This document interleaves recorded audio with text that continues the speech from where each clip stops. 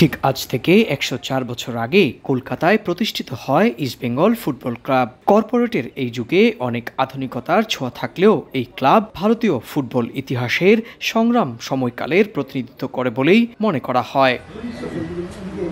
শুধু তাই নয়, বাঙালির দেশভাগের যন্ত্রণারও স্মারক হিসেবে ধরা হয় ইস্টবেঙ্গল ক্লাবকে। তাই এই ক্লাবের রং লাল হলুদ এবং প্রতীক ইলিশ।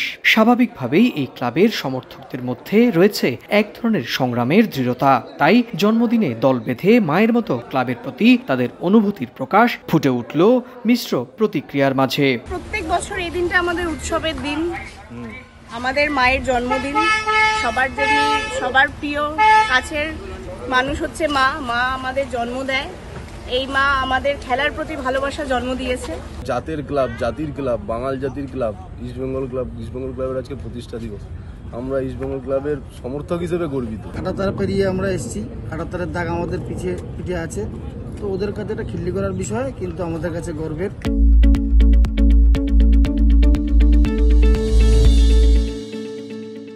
প্রত্যেক বছরই আসি এই দিনে। ১০০ বছর যখন হয়েছিল তখন কুমোরটুলি থেকে হেঁটেও ছিলাম, হেঁটে এই পর্যন্ত এসেছিলাম। ভাল লাগে। ১লা আগস্ট প্রত্যেকবারই আসা হয়। এদের ঐতিহ্য, এদের গর্ব, এদের মাধুর্য প্রকৃতির সমান। কারণ প্রকৃতি দেখুন একটা জিনিস, প্রকৃতিতে সূর্য যখন উঠছে তখন হচ্ছে লাল, যখন মধ্য গগনে যাচ্ছে তখন হচ্ছে হলুদ, যখন পশ্চিম গগনে যখন অস্তাচলে যাচ্ছেন তখনও লাল।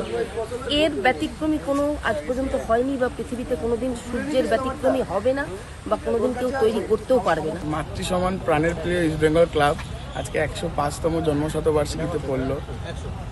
আমার তরফ থেকে প্রত্যেক লালু সমর্থককে জানাই ইস্টবেঙ্গল ক্লাবের প্রতি শ্রদ্ধা, ভালোবাসা এবং সকলে শুভেচ্ছা রইল সকলকে। এদিন সকাল থেকেই ক্লাব তাঁবুতে আয়োজিত জন্মদিনের অনুষ্ঠান। লাল হলুদ রঙে সাজানো হয় গোটা চত্বর। সেখানে হাজির সমর্থক থেকে ফুটবলার সবাই। আর সন্ধ্যার পর ক্ষুদিরাম অনুশীলন কেন্দ্রে আয়োজিত বিশেষ অনুষ্ঠানে তো তারার মেলা বসেছিল। প্রাক্তন থেকে বর্তমান ক্লাব খেলোয়াড়, ক্রিকেটার থেকে তারকা, রাজনীতি থেকে অর্থনীতি, সব জগতের নক্ষত্রদের মিলন মেলায় ক্লাবের পক্ষ থেকে দেয়া হয় প্রাক্তন ও বর্তমান ক্রীড়াবিদদের সংবর্ধনাও। So for me today is a very special day to come to Kolkata to celebrate East Bengal's 105th celebration day, and I hope that East Bengal will go from strength to strength.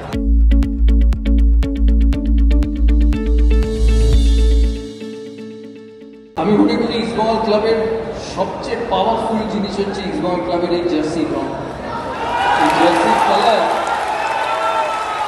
আমি ছোটবেলা থেকে খেলা দেখেছি, প্রচুর বড় প্লেয়ারের খেলা দেখেছি, কিন্তু ইস্টবেঙ্গলের জার্সি রঙের মধ্যে একটা স্পেশাল পাওয়ার, স্পেশাল অ্যাট্রাকশন ছিল। যারা এখানে দর্শক যে আছে, যেখানে দর্শকরা টিমকে সাপোর্ট করতে এসছে, নতুন প্লেয়ারদের সাপোর্ট করতে এসছে, যারা এখানে আছে ডান দিকে বসে আছে, আমি জানি না তারা আইএসএল খেলে না আই লিগ খেলে বা দুটোই খেলে, তারা সাপোর্ট করতে এসছে।